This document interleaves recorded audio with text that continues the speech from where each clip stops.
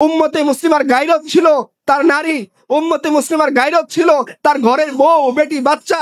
উম্মতে মুসলিমা আজকে এমন অবস্থায় গেছে, তার সামনে তার বউ বেটি বাচ্চাকে সে নাচাচ্ছে, তার সামনে তার বউ বেটি বাচ্চাকে দিয়ে ব্লগ করিয়ে সে টাকা ইনকাম করতেছে, তার চোখের সামনে সে এত ব্যাগারেট হয়েছে, তার মেয়েকে নাচিয়ে মেয়েকে বিক্রি করে সে টাকা উপার্জন করতেছে।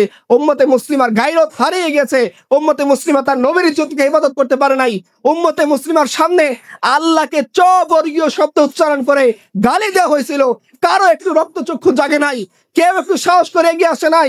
হাজারো দল, হাজারো মানুষ বলছে মুহাম্মদ রাসূলুল্লাহ আমার নবী, হাজারো মানুষ বলছে লা ইলাহা ইল্লাল্লাহ এটা আমার কালেমা, হাজারো মানুষ বলছে কালেমার জন্য মরি, কালেমার জন্য বাঁচি, কিন্তু কালেমার বিরুদ্ধে কথা বলছে মানুষ দাঁড়ায় নাই। এটাই প্রমাণ করে। আল্লাহ রাসূলের হাদিসের কাছে ফিরে যান। রাসূলুল্লাহ সাল্লাল্লাহু আলাইহি সাল্লাম জীবনের শেষ মুহূর্তের কথা, আপনি যখন জীবনের শেষ মুহূর্তে কাউকে কোনো কথা বলবেন অবশ্যই সেটা অনেক গুরুত্বপূর্ণ হবে।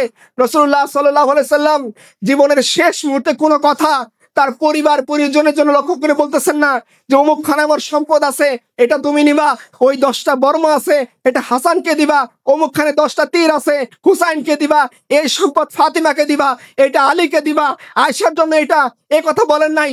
সব ইম্পর্টেন্ট কথাগুলো রাসূলুল্লাহ সাল্লাল্লাহু আলাইহি সাল্লাম মৃত্যুর আগে, তার ওফাতের আগে এই উম্মতের জন্য ক্লিয়ার করে গিয়েছেন।